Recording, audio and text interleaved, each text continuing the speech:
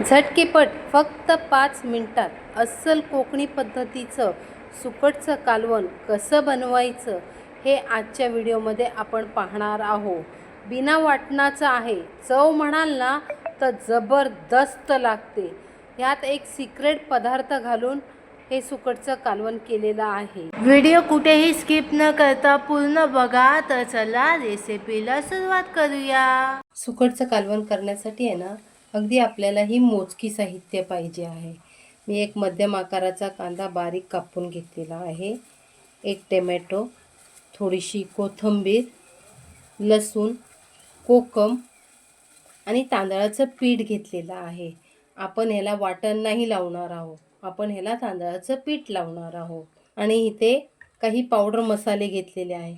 घरगुती लाल तिखट मसाला घेतलेला आहे, काश्मीरी लाल तिखट मसाला, हळद आणि मीठ आणि थोडीशी कोथिंबीर घेतलेली आहे. आणि सगळ्यात महत्त्वाचं बारीक सुकट घेतलेली आहे. आता सर्वात अगोदर आपण ही सुकट भाजून घ्यायची आहे. त्यासाठी मी अगोदरच स्टोव गरम करायला ठेवला. आता ही सुकट आपण व्यवस्थित भाजून घ्यायची. कधी पण सुकट भाजल्याशिवाय पाण्यात मिक्स नाही करायची. पहिली सुकट व्यवस्थित भाजून घ्यायची, कारण सुकटचा उग्र वास हा निघाला पाहिजे. त्यासाठी सुकट ही आपल्याला पहिली भाजून घ्यायची. आता आपण ही सुकट काढून घेऊया.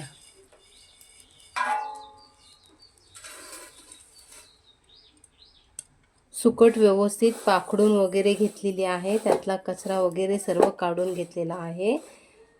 अशी जी काही दुसऱ्या प्रकारची मच्छी असते ना, ती काढून टाकायची.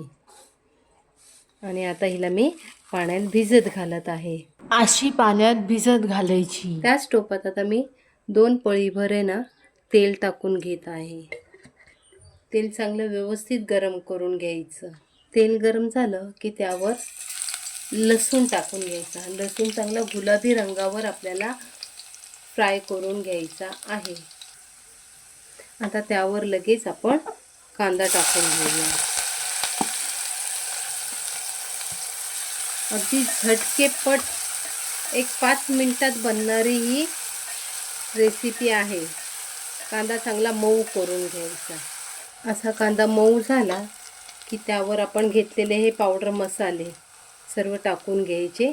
चवीनुसार मीठसुद्धा ह्याच वेळेस टाकून घेतलेलं आहे. मिठाचं प्रमाण कमी ठेवायचं, कारण सुक्या मच्छीत मिठाचं प्रमाण असतं, त्यामुळं मीठ हे कमीच ठेवायचं.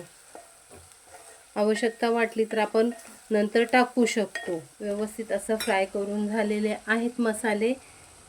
मैत्रिणींनो, जर टोमॅटो टाकला तरीसुद्धा चालतो, नाही टाकला तरीसुद्धा काही हरकत नाही, कारण आपण कोकम टाकणार आहोत. जर कोकम नसली तर फक्त टोमॅटो टाकला तरीसुद्धा चालतं. पण मी दोन्ही पण टाकत आहे, टोमॅटो पण आणि कोकम पण. टोमॅटोचा व्यवस्थित असा गाळ करून घेऊया. इथे आपला टोमॅटोचा गाळ होतोय तोपर्यंत मी सुकी मच्छी व्यवस्थित चोळून धुवून घेते. हे पाणी आता आपण टाकून देऊया. बघा, आता मी पुन्हा दुसरं पाणी घेतलेलं आहे. त्यातनं ही वरवर जी मच्छी आहे ना, ती आपल्याला अशी मच्छी पिळून घ्यायची आहे आणि अशी ताटात बाजूला काढून घ्यायची. आता मम्मी सगळी मच्छी अशीच ताटात काढून घेत आहे. इथे आपला टोमॅटोचा पण व्यवस्थित गाळ झालेला आहे. आता त्यावर आपण ही धुवून घेतलेली सुकट टाकून घ्यायची आणि तेलावर 1-2 सेकंद तिला फ्राय करून घेऊया. आणि तुम्ही तुमच्या आवश्यकतेनुसार त्यात किती तुम्हाला पाणी हवं, म्हणजे घरात किती माणसं आहेत त्यानुसार तुम्ही पाण्याचं प्रमाण टाकू शकता. आणि शिजताना ही 2-3 कोकम टाकायची. अशी मस्त उकळी फुटायला लागली. हे बघा,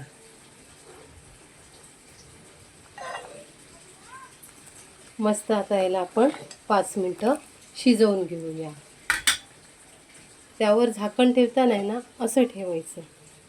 हे बघा, सुगंध काय भारी सुटलाय, रंग पण काय मस्त खुललाय. आता जे हे पाणी पाण्यासारखं दिसतंय ना, ह्या पाण्याचीच खरी चव असते. पण हे पाणी थोडंसं मिळून यावं ना, यासाठी मी आहे ना 1 चमचा तांदळाचं पीठ घेतलेलं आहे. त्यात थोडंसं पाणी टाकून घेते आणि त्याची आपल्याला अशी पातळ स्लरी करायची आहे. आणि ही स्लरी आपल्याला आपल्या सुकटच्या कालवणात टाकून घ्यायची, जेणेकरून आपलं कालवण जास्त पण टाकू नका हां. हे पातळच कालवण खायला चांगलं लागतं.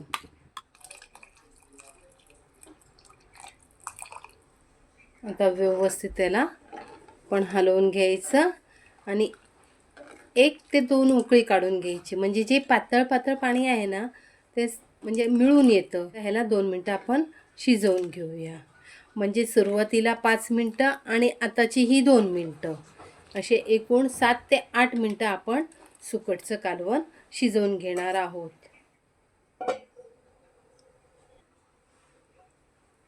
छान झालेला आहे.